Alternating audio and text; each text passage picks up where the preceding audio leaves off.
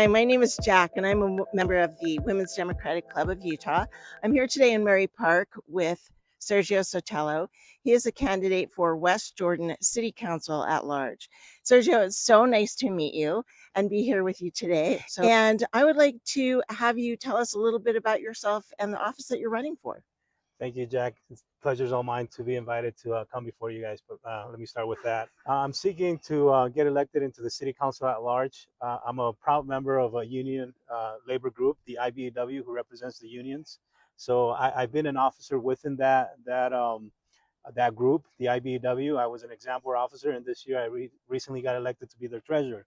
So I know what it means to serve.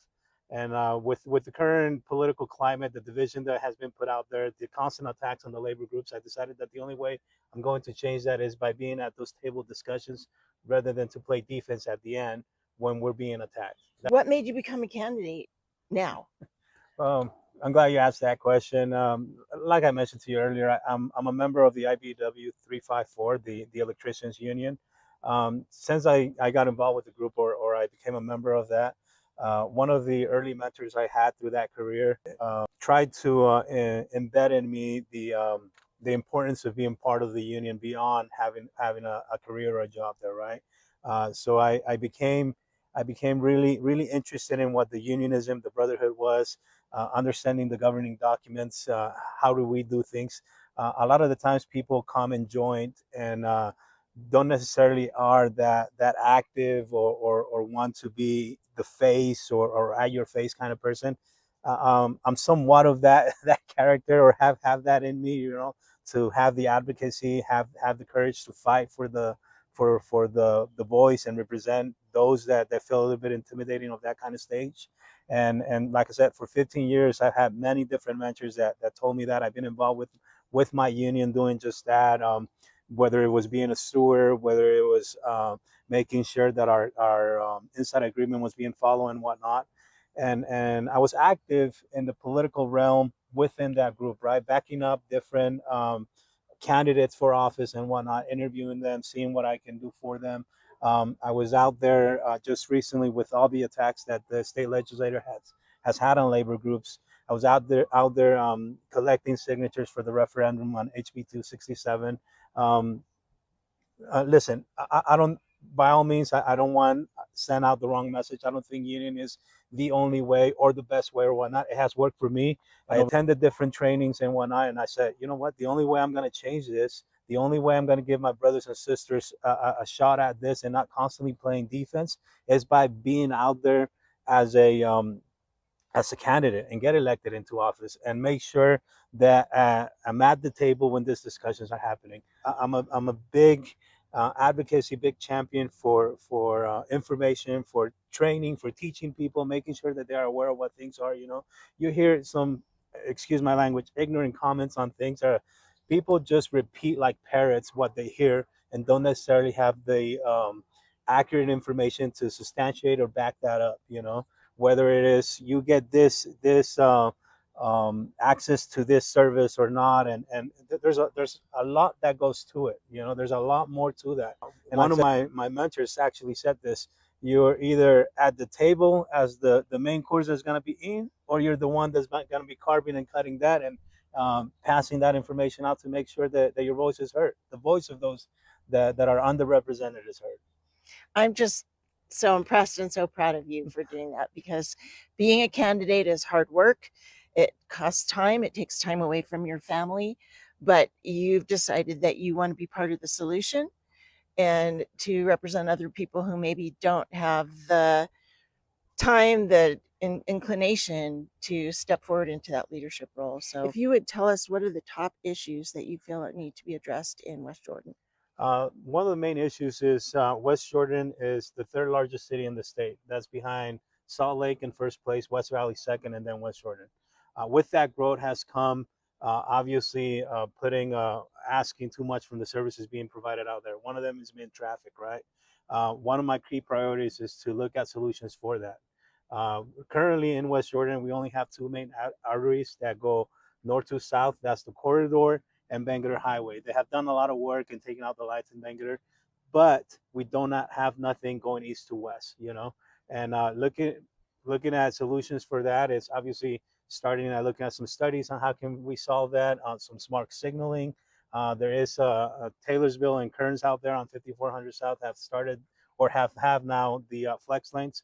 Something like that could be similarly utilized over there in West Jordan. You know, looking at different roadways that can lead to that, whether 7800 South or 90th 100 South. That sounds really important, like a very important issue. Sergio, is there a specific program or initiative that you will plan to champion when you are elected? Obviously, as being a freshman into politics and when elected into this role, I would consider looking at different aspects of things. And I have a lot in my mind currently, but one of the main things that I would like to see is accessibility and representation for all the residents, right? Making sure that all the voices are heard, and that everyone's taken into consideration when coming up with solutions, right? One shoe does not fit all. So definitely looking at presenting different options that will address the issues and the concerns of all the constituents, all the voters, all the residents living out there in West Jordan. We appreciate that so Yeah. much. Sergio, there's a lot going on in your community. How do you, as an elected official, plan to keep people informed and involved of the things that you're working on and that are important to them? Well, first and foremost, I'm an open door policy type of individual. My door will always be open. The same with my lines of communication, whether it's phone or emails. My website will still up. I do try to be active in the social media platforms, and those are also avenues that I can be reached at. I'll be more than happy to sit down and have a conversation with anybody that so requests us to do so. All right. Please tell us what your web address is. It's electsergiosotelo.com, and you can also find me on social media with that same use or name, elect Sergio Sotelo, whether it's Facebook or Instagram.